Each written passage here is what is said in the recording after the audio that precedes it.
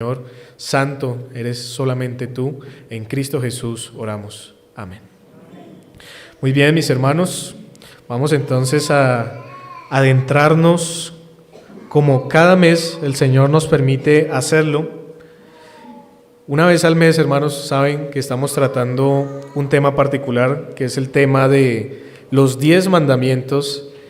Y hoy nuevamente tengo el placer de compartir uno de estos preciosos mandamientos que traspasan todos los siglos, todas las épocas, todas las culturas y que van a estar para siempre, porque siempre vamos a tener solamente un Dios, como dice Éxodo capítulo 20, versículo 3, no tendrás dioses ajenos delante de mí.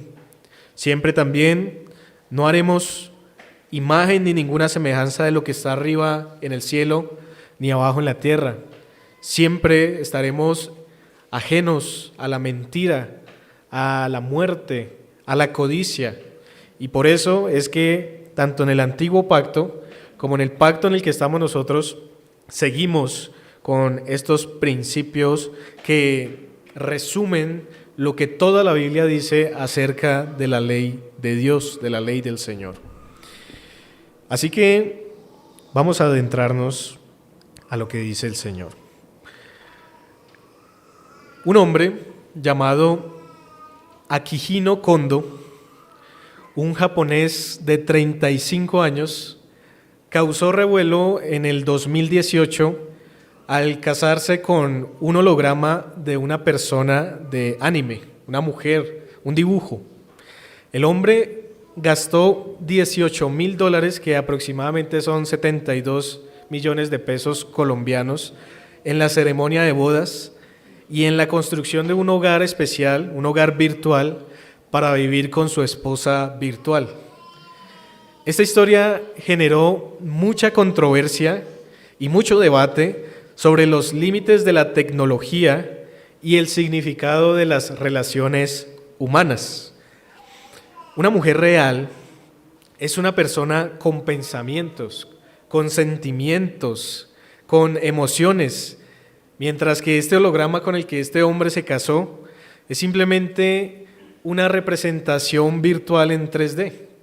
Una mujer real, ahora son cosas que no debería decirlas, pero hasta ese punto llegamos. Una mujer real es capaz de interactuar, de comunicarse de manera dinámica, mientras que un holograma como el que se casó, con el que se casó este hombre, solo puede proporcionar respuestas preprogramadas y limitadas.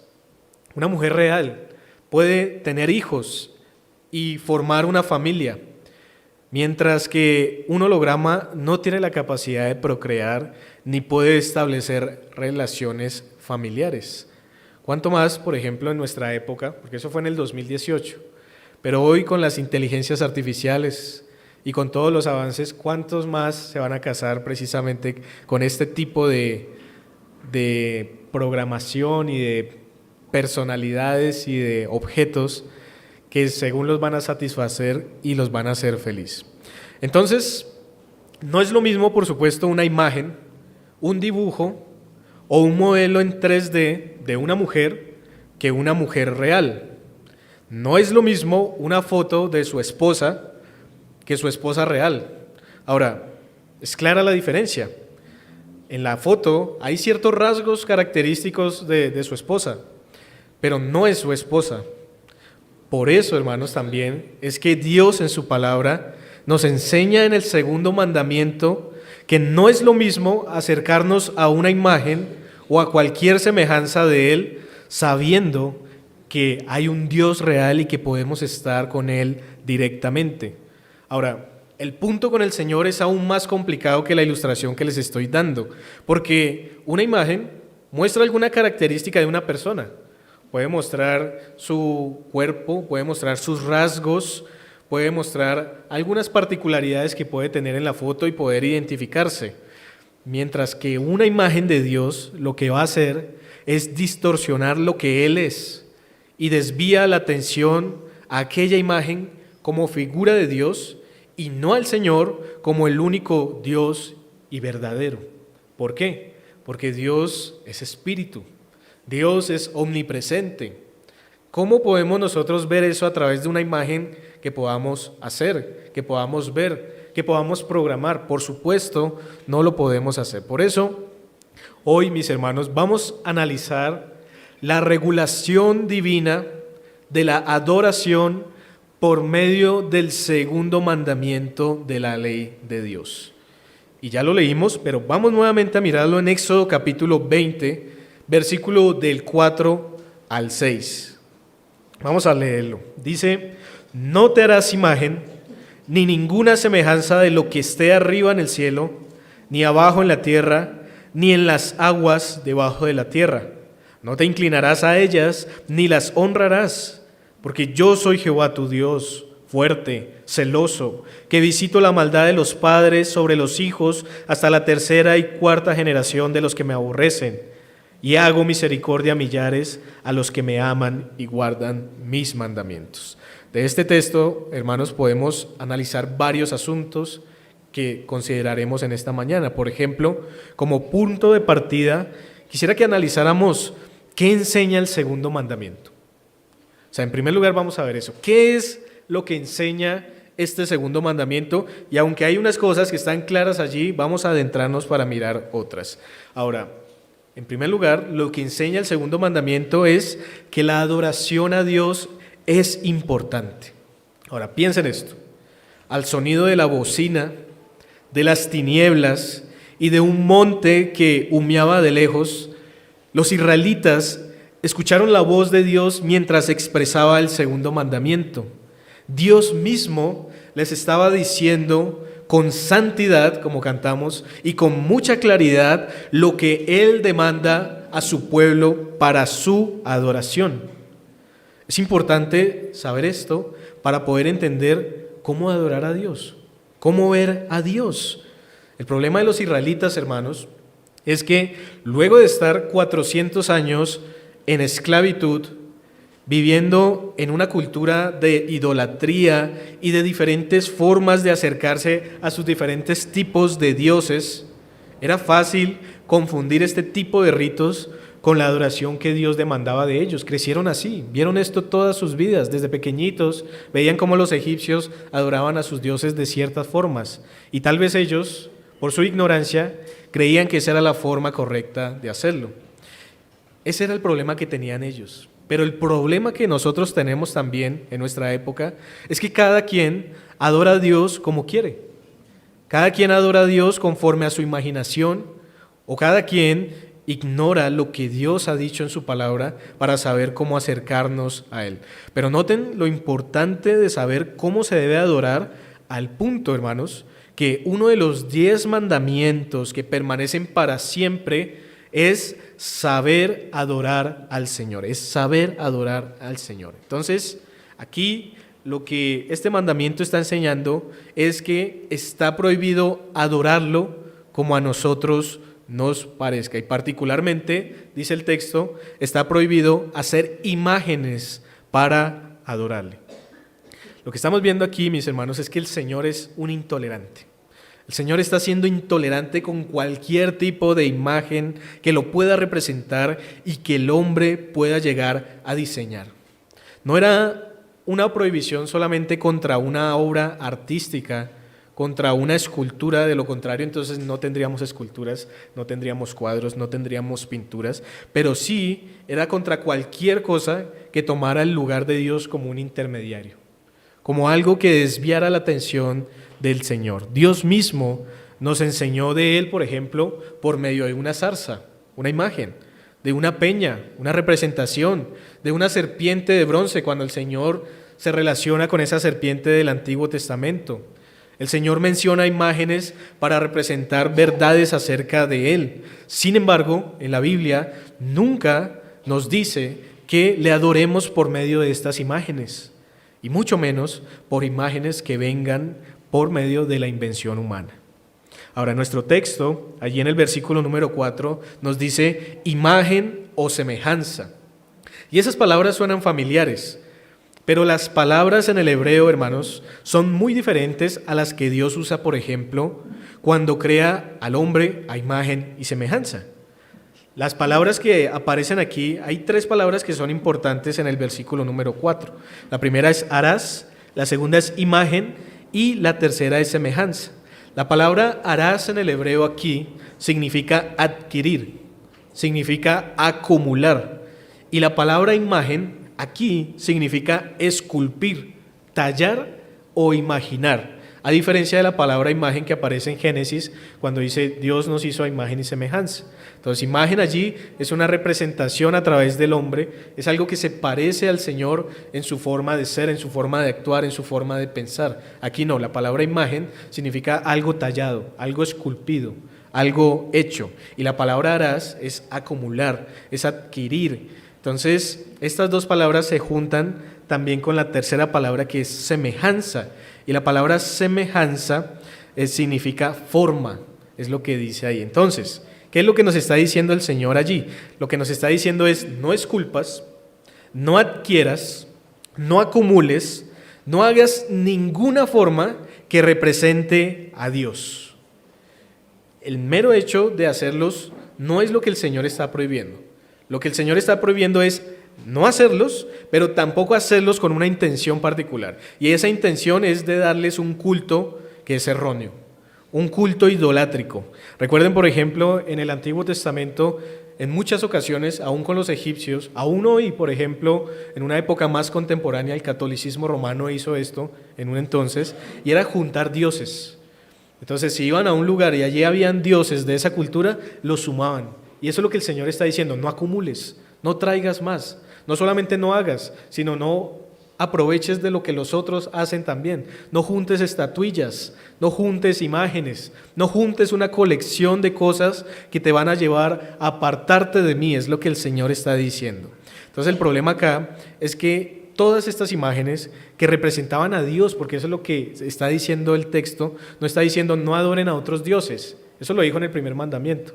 Lo que está diciendo es, no hagan imágenes de mí, que los puedan también llegar a apartar. Entonces, esa intención de darles culto idolátrico es lo que el Señor les está prohibiendo. Les está prohibiendo hacer ídolos en representación de Dios que se parecieran a varias cosas. Miren el texto, versículo 4. Dice, no te harás imagen ni ninguna semejanza de lo que está arriba en el cielo, ni abajo en la tierra, ni en las aguas debajo de la tierra. Entonces, Él prohíbe que se hagan ídolos en representación de Dios que se parezcan a cosas que están en el cielo. ¿Y a qué se refiere en el contexto? Porque recuerden que los israelitas venían de una cultura egipcia y los egipcios adoraban al sol, a la luna y a las estrellas. A eso es lo que les está diciendo el Señor. Nosotros pudiéramos incluir ahí a ángeles, a cosas celestiales, el mismo Señor. Como ellos pudieran llegar a imaginárselo, el Señor les está diciendo, no hagan eso no es lo que deben hacer. O en la tierra, para la tierra está hablando de los animales, o en las aguas debajo de la tierra está pensando en los peces, en los cocodrilos, o en algún otro tipo de vida marítima. Miren que esto se ve más claro, por ejemplo, vamos allí a Deuteronomio, ahí más adelantico, en el capítulo número 4,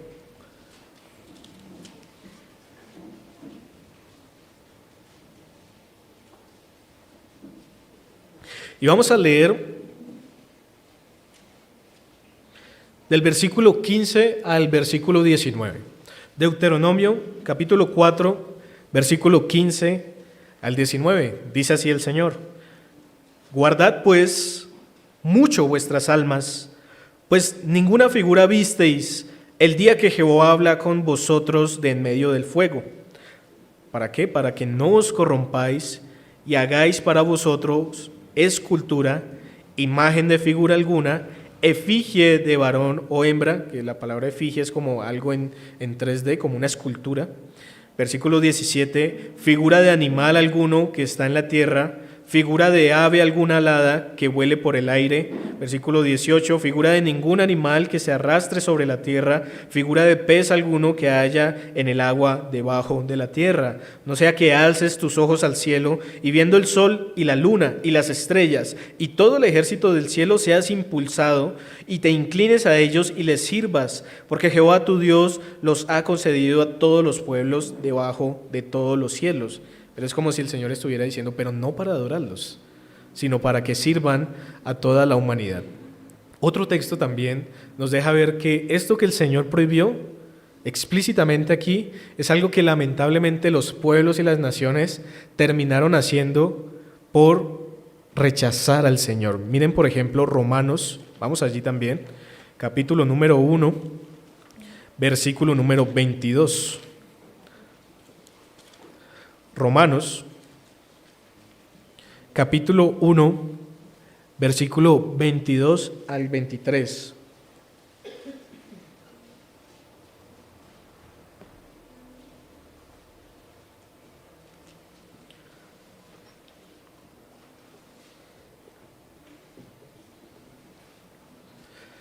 Dice el Señor: profesando ser sabios, se hicieron necios y cambiaron la gloria del Dios incorruptible en semejanza de imagen de hombre corruptible, de aves, de cuadrúpedos y de reptiles. Parece ser que Pablo está pensando en este texto, en este mandamiento claro, y cuando habla de reptiles probablemente también está pensando en esos del agua, los cocodrilos, todos ellos. Y lo que están haciendo estos hombres es creerse sabios y terminan siendo necios. Terminan haciendo imágenes para representar a Dios con una supuesta buena intención, pero terminan desviándose y adorando estas imágenes en vez de al Dios verdadero. Así que volvamos otra vez a Éxodo capítulo 20, versículo 4.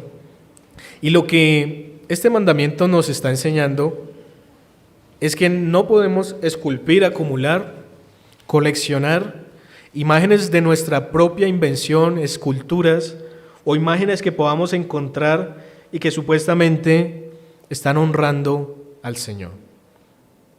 Ahora, la cuestión, hermanos, con los israelitas en el segundo mandamiento, como les decía, no era tener otros dioses.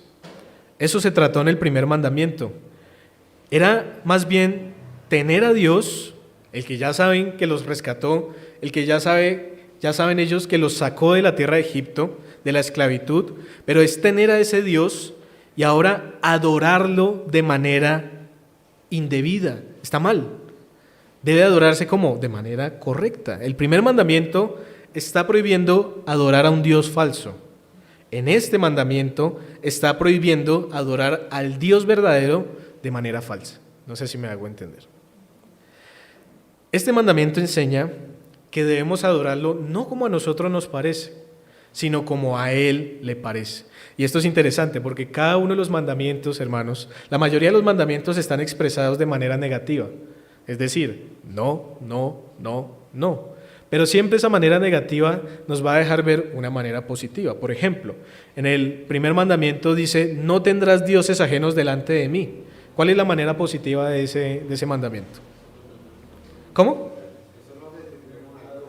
Exactamente, que solamente debemos tenerlo a Él como Dios. Ahora, el segundo mandamiento dice: no me adorarán como a ustedes les parece, como ustedes creen, como ustedes puedan llegar a inventarse.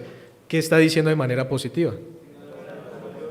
Exactamente, me adorarán como yo les ordeno. Así que este mandamiento también nos está enseñando que debemos adorarlo como a Él le parece. Si Dios prohíbe la adoración falsa, ¿qué es lo que permite? Que la adoremos solo de forma verdadera.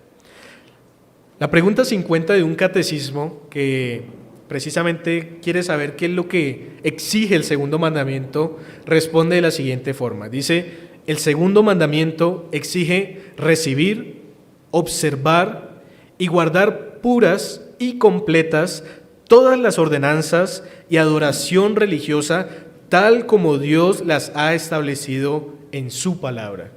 Y cita un texto, cita Deuteronomio 12:32 que dice: cuidarás de hacer todo lo que yo te mando, no añadirás a ello ni de ello quitarás.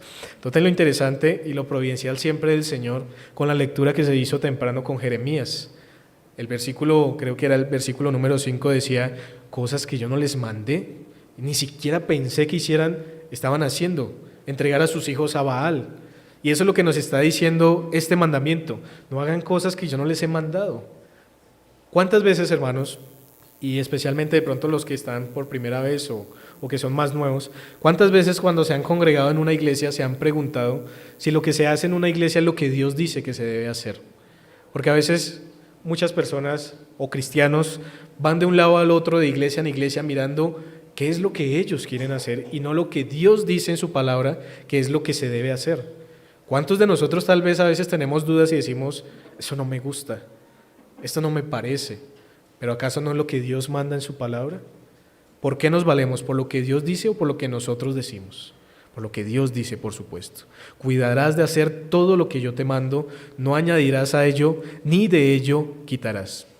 Además de esto, hermanos, el texto nos enseña otra cosa. Ya vimos qué es lo que enseña.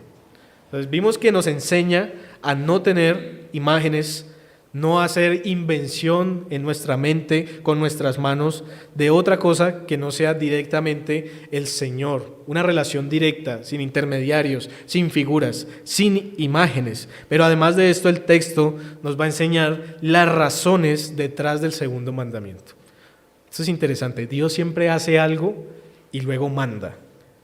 Miren que, por ejemplo, en lo que alguna vez enseñó el pastor Engelbert en el versículo 1 y en el versículo 2, se nos muestra la razón general de estos 10 mandamientos. Dice, y habló Dios todas estas palabras diciendo, yo soy Jehová tu Dios, que te saqué de la tierra de Egipto, de casa de servidumbre. Y ahí sí empieza a decirles qué es lo que tienen que hacer. Y en este caso, en el segundo mandamiento, el Señor se tomó el tiempo y nos lo dejó escrito en estas tablas de piedra y en esta bendita palabra para que nosotros viéramos cuál es la razón por la que dice que no nos hagamos imagen. ¿Por qué está mal hacernos una imagen? ¿Cuál es la razón detrás de esto? Ya sabemos qué es lo que prohíbe, pero ¿por qué? Sería la pregunta. Así que en segundo lugar, hermanos, vamos a ver qué razones hay para el segundo mandamiento según nuestro texto. Miren el versículo número 5. Dice, no te inclinarás a ellas, ni las honrarás, porque yo soy Jehová tu Dios, fuerte, celoso, que visito la maldad de los padres sobre los hijos hasta la tercera y cuarta generación de los que me aborrecen, y hago misericordia a millares a los que me aman y guardan mis mandamientos.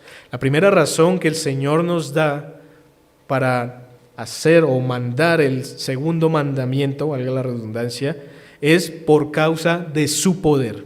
De su poder. Eso está en el versículo número 5, cuando nos dice el texto, porque yo soy Jehová tu Dios fuerte. Hasta ahí, esa es la primera parte. Ahora, lo que el Señor nos está diciendo es que Él es el único Dios, que Él es el único Dios verdadero. Esa palabra Jehová que utiliza allí es una palabra que también deja ver una señal de pacto. O sea, hay un pacto que Dios está haciendo con este pueblo de Israel allí y le está diciendo, yo soy tu Dios, el Dios del pacto. Pero cuando dice tu Dios, también está mostrando una relación con este pueblo, diciendo, yo soy tu Dios, tú eres mi pueblo Israel.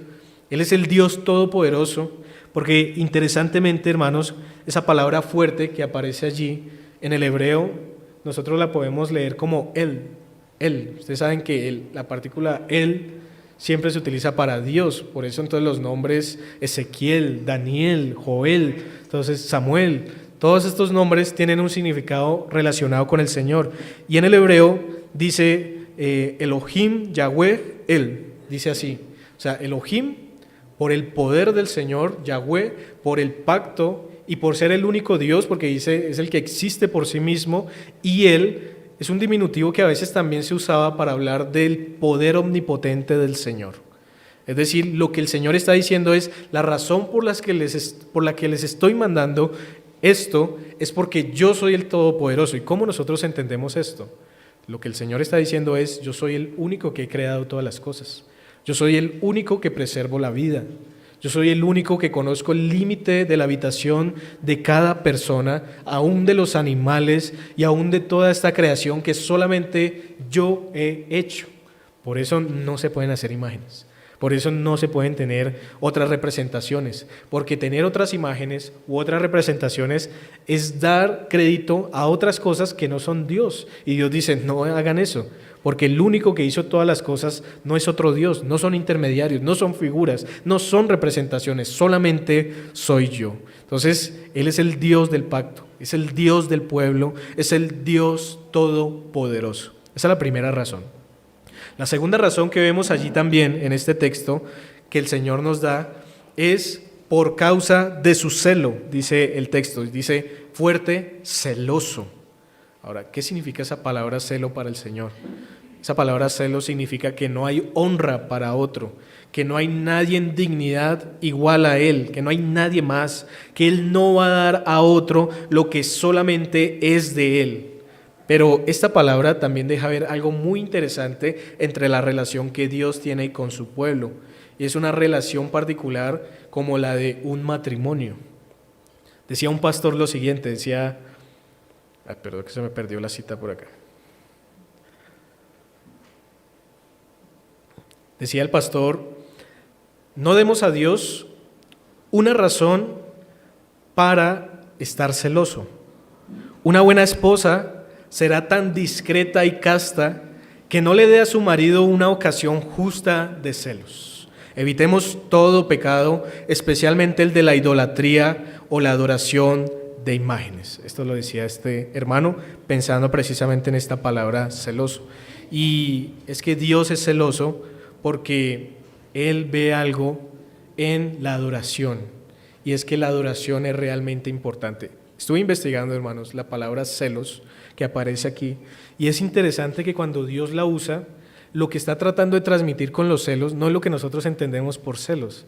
Lo que está tratando de transmitir con la palabra celo es que hay algo que es muy importante para el Señor, y tiene sentido, porque cuando de pronto tengo celos de mi esposa, porque a mi esposa de pronto le están hablando otros hombres, es porque mi esposa es muy importante para mí. No es el celo que nosotros conocemos, no es el celo acosador, no es el celo pecaminoso, sino es algo que es importante.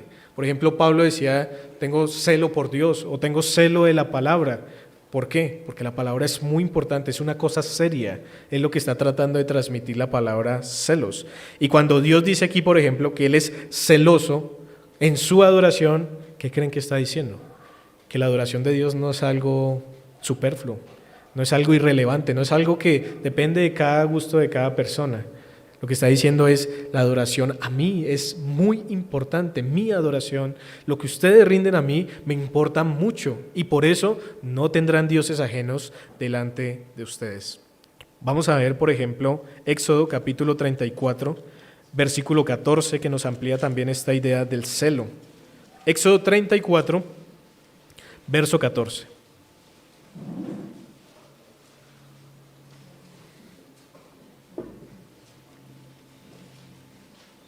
Si quieren una definición de celos, en este contexto y en esta palabra que aparece aquí, es tomarse un interés muy fuerte por algo. Eso es lo que el Señor está diciendo. Pero miren, Éxodo capítulo 34, parece muy interesante este texto, hermanos. Éxodo 34, 14 dice, porque no te has de inclinar a ningún otro Dios, pues Jehová, cuyo nombre es celoso, Dios celoso es. O sea que uno de los nombres de Dios es celoso, y la palabra es la misma, y lo que está diciendo es que Dios tiene cuidado de todas sus cosas. A Él le importa cómo le hablen, a Él le importa cómo le adoren, a Él le importa cómo lo conozcan, a Él le importa todo en relación a lo que Él ha creado y a lo que Él ha mandado también. No hay ningún solo mandamiento que no sea importante para el Señor, al punto de que Él mismo pone en su palabra que uno de los nombres de Él es Dios celoso. Así que Él toma un fuerte interés por este asunto particular, y por eso se debe adorar no como el hombre quiere, sino como Dios dice. Eso es importante. Ahora, la tercera razón que el Señor nos da es por causa de su juicio y misericordia. Esto es lo que, vamos otra vez a Éxodo 20, esto es lo que el Señor nos dice allí en la parte final del versículo 5 y el versículo número 6, cuando dice que visito la maldad de los padres sobre los hijos hasta la tercera y cuarta generación de los que me aborrecen, y hago misericordia a millares a los que me aman y guardan mis mandamientos. Entonces la tercera razón que el Señor nos da es por causa de su juicio y misericordia. Para los que le odian, dice el Señor, este es un texto, bueno, esto es interesante, voy a abrir un paréntesis acá, porque este es un texto y de pronto a algunos se les hace familiar. Este es un texto que se usa para hablar de las maldiciones generacionales. ¿Han escuchado de eso algunos? Muy bien. ¿Qué es una maldición generacional? Entonces, según el concepto del carismatismo en general, una maldición generacional es lo siguiente: si una persona tiene problemas persistentes en áreas como la salud, las relaciones o las finanzas, es posible que estén siendo afectados por una maldición generacional. Para romper esta maldición, se enseña que la persona debe confesar los pecados y errores de sus antepasados y renunciar a cualquier vínculo con ellos mientras se arrepienten y piden el perdón de Dios. Ahora les voy a decir de primera que las maldiciones generacionales, en este concepto que les acabé de dar, son como una superstición de que todo lo que nos pasa y lo que parece que en nuestra vida es difícil y el pecado que nosotros cometemos proviene de nuestros padres, de nuestros antepasados, y se debe cortar. Todo lo malo, todo su pecado es culpa no de él, sino de su familia, y siempre entonces va a tener la excusa de la maldición generacional. Eso no es lo que dice la palabra. Ahora, este texto, si uno lo lee por encima, pues parece que sí dijera algo así, pero para considerar esto, miremos otros textos que nos van a dar luz y ahí sí vamos a interpretar correctamente este pasaje. Por ejemplo, miremos Jeremías, capítulo 31, versículo número 9. Y no olviden que estamos viendo la tercera razón del segundo mandamiento. Jeremías 31, verso 29.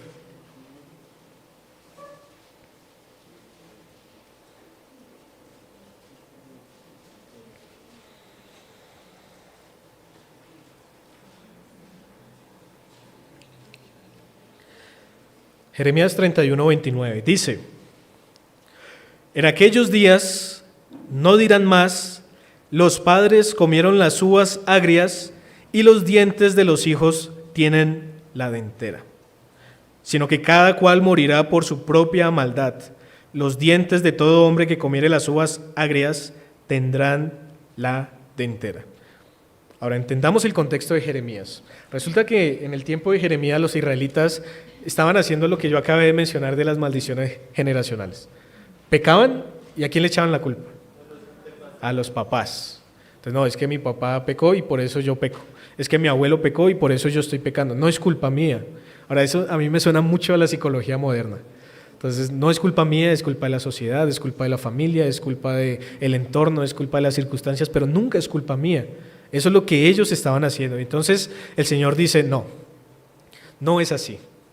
No va a ser así. Cada pecado de cada persona es responsabilidad de esa persona. Es lo que está diciendo este texto, sino que cada cual morirá por su propia maldad. Ellos se excusaban entonces de sus pecados, echando la culpa a cualquiera, pero Dios, dice este texto, los va a juzgar diciéndoles que ellos son los culpables de las consecuencias que están recibiendo. Es lo mismo que dice otro texto, y vamos allí, a Ezequiel capítulo 18, más adelante. Ezequiel capítulo 18, Lamentaciones, Ezequiel capítulo 18, verso 20.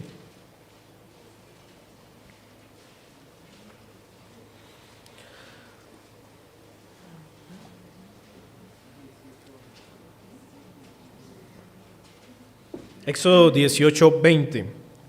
Dice: el alma que pecare, esa morirá. El Hijo no llevará. No sé si ya todos están ahí, verso 20, leámoslo otra vez. Dice, el alma que pecare, esa morirá. El Hijo no llevará el pecado del Padre, ni el Padre llevará el pecado del Hijo. La justicia del justo será sobre él, y la impiedad del impío será sobre él. Es decir, está diciendo Ezequiel lo mismo que estaba diciendo Jeremías. Volvamos a Éxodo capítulo 20. Entonces ya tenemos algo claro, que cada uno es responsable de su pecado, de que no es culpa de los demás, es nuestra culpa, es nuestra responsabilidad. Sin embargo, en Éxodo capítulo 20, versículo 5 y versículo 6, notamos algo particular como una de las razones por las cuales el Señor manda el segundo mandamiento. El Señor no está diciendo en este texto que las personas serán juzgadas por los pecados de sus padres, que los hijos, que los nietos, que la descendencia será juzgada por los pecados de sus padres. Ustedes no encuentran eso en ese texto allí. Pero lo que sí está diciendo este texto, hermanos, es que el pecado de los padres traerá consecuencia a los hijos. Eso es diferente. Eso es muy diferente. Lamentablemente, hermanos, el pecado de idolatría, el cual está el Señor prohibiendo en el segundo mandamiento, es un pecado muy grave. Es un pecado grave porque es contra Dios directamente y este pecado lleva a grandes consecuencias. Por ejemplo, en Segundo de Reyes, capítulo 5, versículo 27, hay un versículo que se encuentra dentro de la historia de Naamán el sirio. Resulta que Naamán tenía, o el Señor le hizo que le diera lepra. En este capítulo, Naamán, un comandante militar sirio, sufre de lepra y busca la ayuda del profeta Eliseo en Israel para poderse curar. Eliseo le dice a Naamán que se sumerja 7 veces en el río Jordán para que se cure de su enfermedad. Pero algo particular pasa allí, vamos a mirarlo. Vamos a Segundo de Reyes 5:27.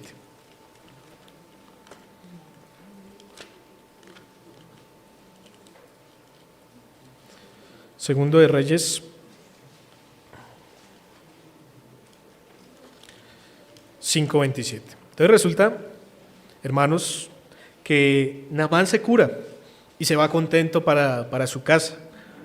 El Señor le concedió la salud de la lepra, pero resulta que Eliseo tenía un siervo y este siervo entonces va y alcanza a Naamán y le dice algo así como que es que tenemos una necesidad de dinero y como te curaron, pues ayúdanos. Pero resulta que Eliseo no había dicho nada de esto. Lo que pasa es que el siervo quería como lucrarse de esta obra que el Señor había hecho. Y entonces, al darse cuenta, miren lo que dice, por ejemplo, el versículo 25. Dice, y él entró y se puso delante de su señor y Eliseo le dijo, ¿de dónde vienes, Giezi? Y él dijo, tu siervo no ha ido a ninguna parte. Pero resulta que sí había ido a sacarle plata a Naamán por la curación que Eliseo había hecho por parte del Señor. Versículo 26 dice, él entonces le dijo, ¿no estaba también allí mi corazón cuando el hombre volvió de su carro a recibirte? Es tiempo de tomar plata y de tomar vestidos, olivares, viñas, ovejas, bueyes, siervos y siervas. Y el versículo 27 dice, por tanto, la lepra de Naamán se te pegará a ti y a tu descendencia para siempre. Y salió de delante de él leproso, blanco como la nieve. Hermanos, o sea que aquellos que son idólatras no solamente traen consecuencias para ellos, sino que pasó en este caso, por ejemplo, con este hombre, para toda su descendencia. Ahora en sus genes, de alguna manera, va a haber esta enfermedad, pero no por los genes en sí mismo, sino por el juicio que Dios dio a este siervo, y ahora todos sus hijos tienen que decirle gracias, papá. Gracias por haber desobedecido al Señor. Gracias por tu codicia. Gracias por todo lo que tú haces. Ahora él va a sufrir lepra y probablemente nunca se va a quitar esta maldición de encima. Otro ejemplo, y esta no vamos, solamente lo voy a mencionar, está en Primero de Reyes, capítulo 14, versículo 10, en donde Jeroboam, uno de los hijos de Salomón, pensó que había establecido el reino mediante la adoración idólatra. Pero lo que pasó fue que esto que él hizo trajo la ruina a él y a toda su posteridad. Así que lo que el Señor nos está diciendo en Éxodo 20 es que muchas veces, no siempre, el hambre, la enfermedad y las consecuencias, en estos casos, por ejemplo, y en muchos casos más, son dados por Dios como castigo por no obedecerle.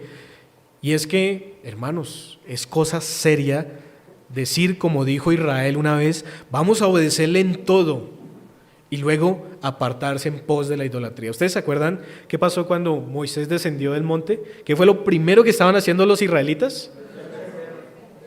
Hermanos, ¿Qué tal nosotros, hermanos?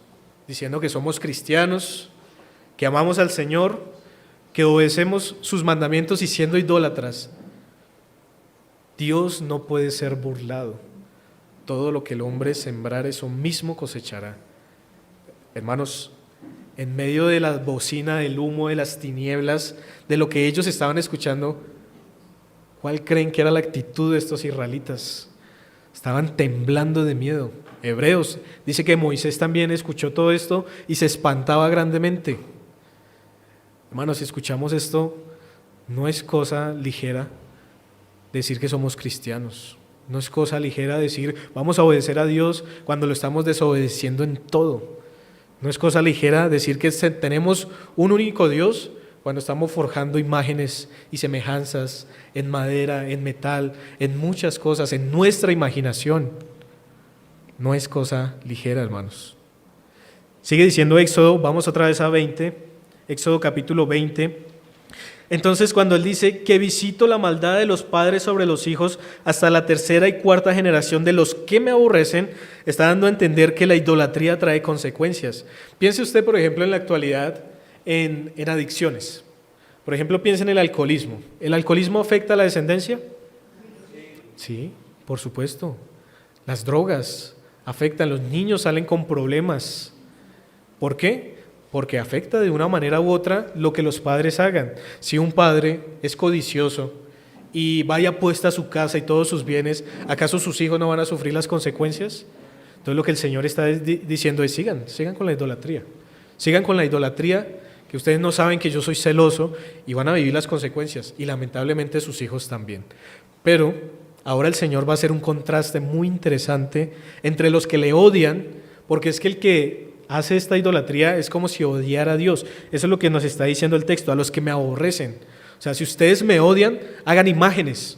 Si ustedes me odian, tallen cosas, acumulen estatuillas. Me odian, muy bien, pero yo soy celoso y los voy a castigar, los voy a juzgar.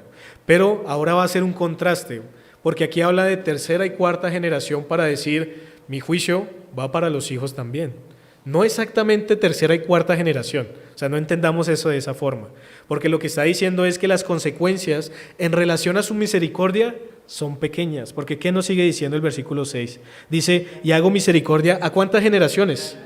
A millares, a los que me aman y guardan mis mandamientos. Hermanos, si decimos que amamos a Dios, ¿qué es lo que tenemos que hacer según ese texto? Guardar los mandamientos.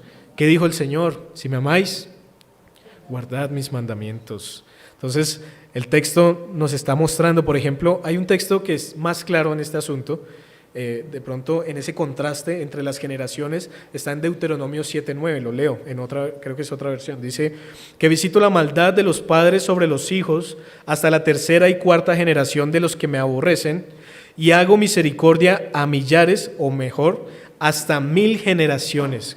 Así dice Deuteronomio capítulo 7, versículo 9. Es decir, que así como hay consecuencias para los hijos por causa de padres idólatras, así hay misericordia para los hijos de la posteridad de hombres piadosos.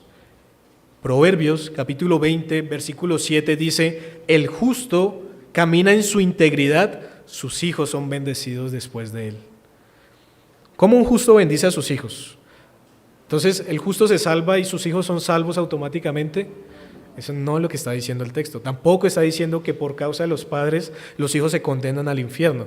Lo que el texto está diciendo es lo que yo les estoy compartiendo en este momento.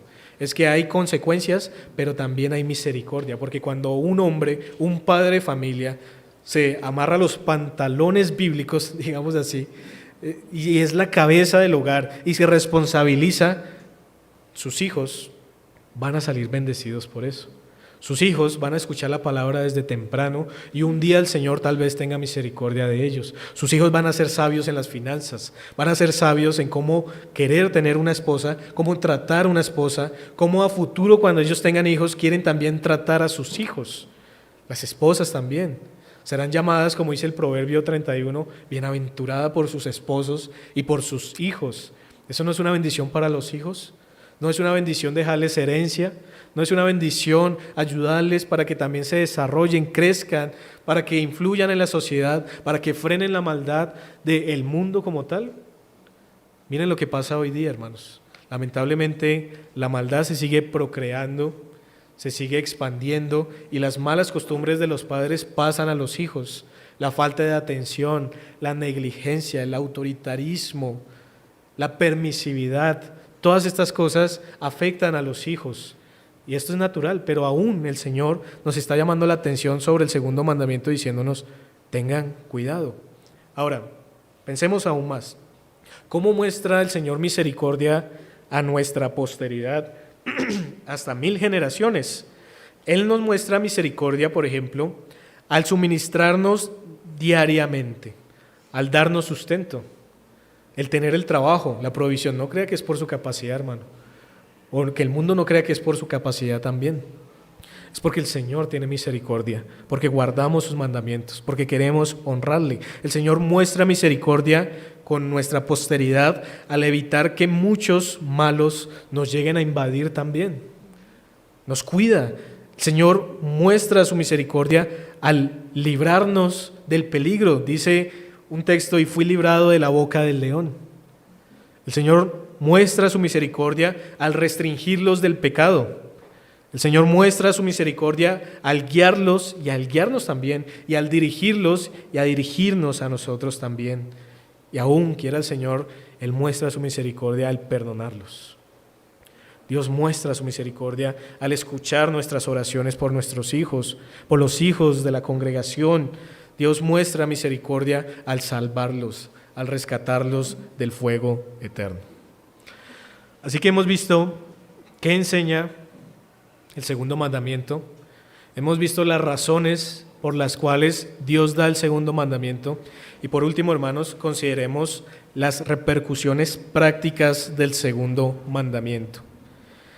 Ahora, en primer lugar, para nosotros como cristianos, hermanos, Dios no quería que nos hiciéramos imagen o semejanza alguna porque tenía una imagen preparada, tenía una imagen perfecta que nos iba a dar a su tiempo.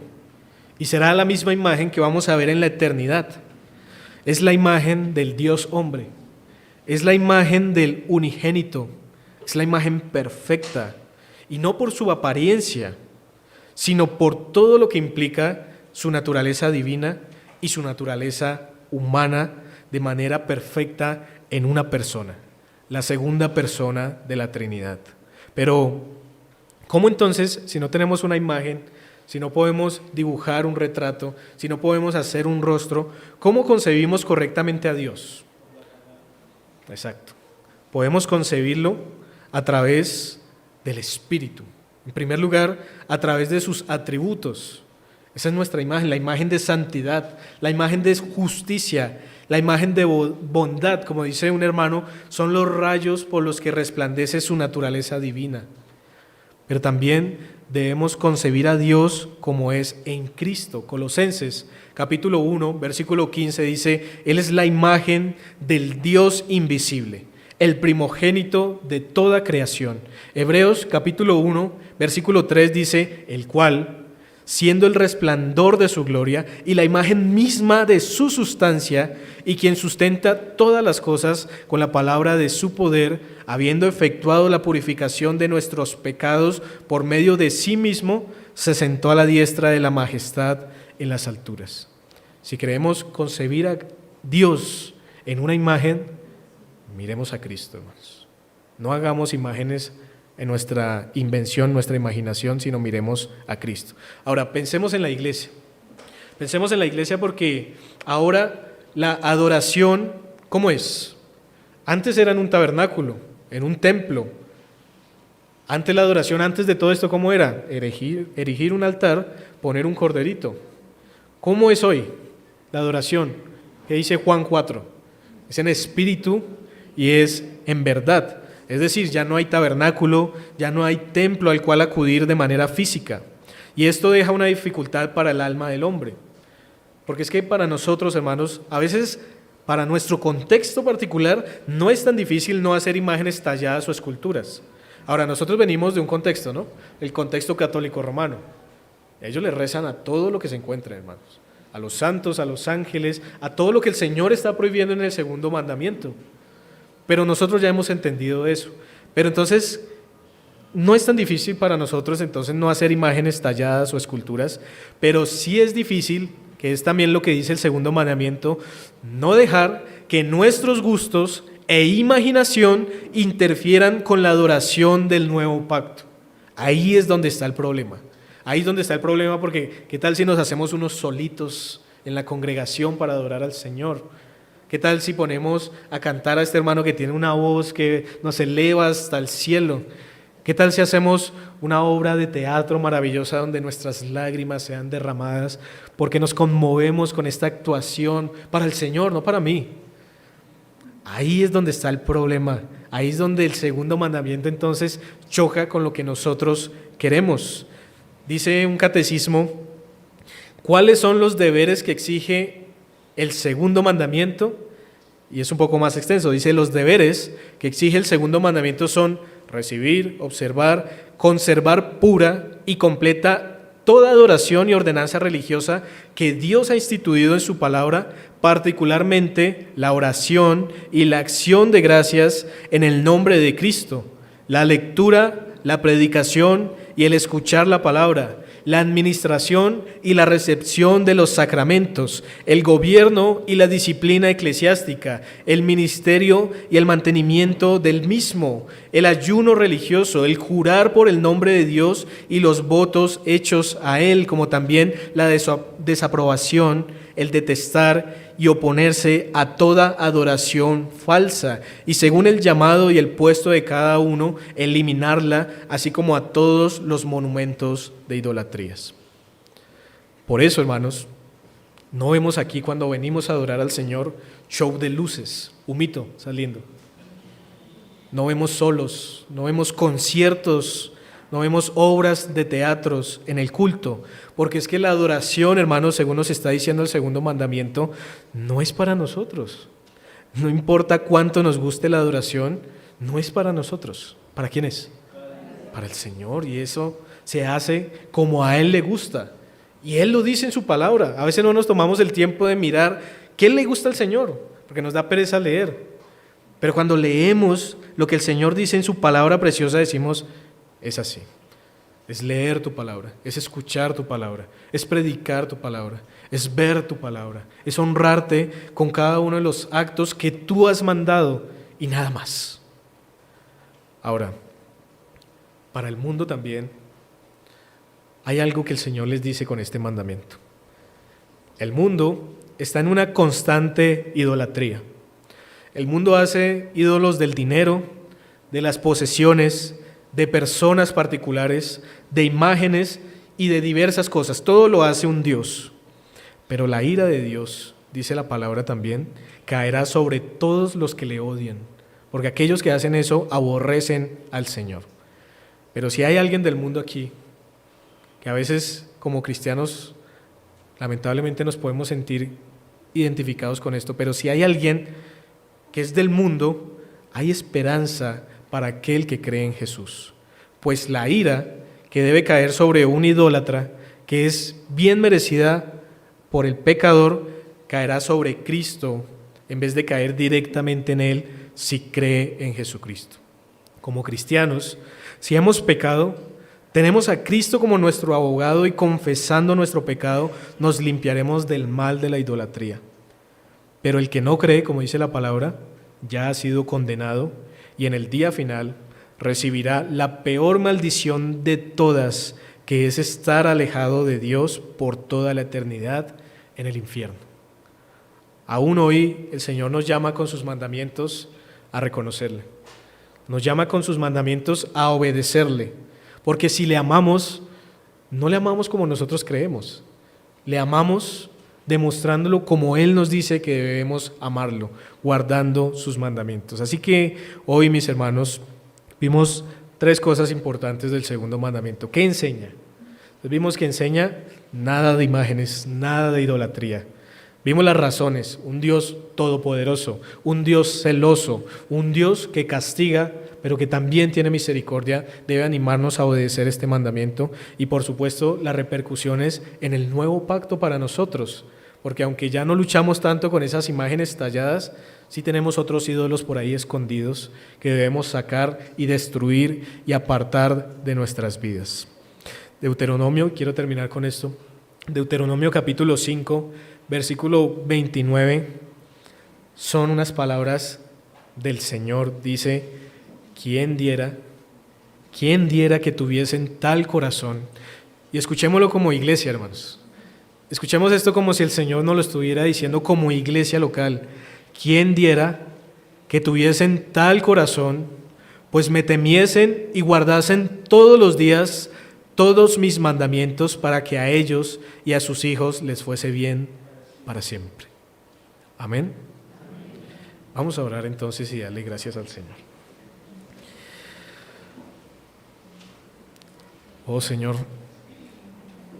no podemos comprender, Señor, la situación tal vez de los israelitas allí delante de ese monte,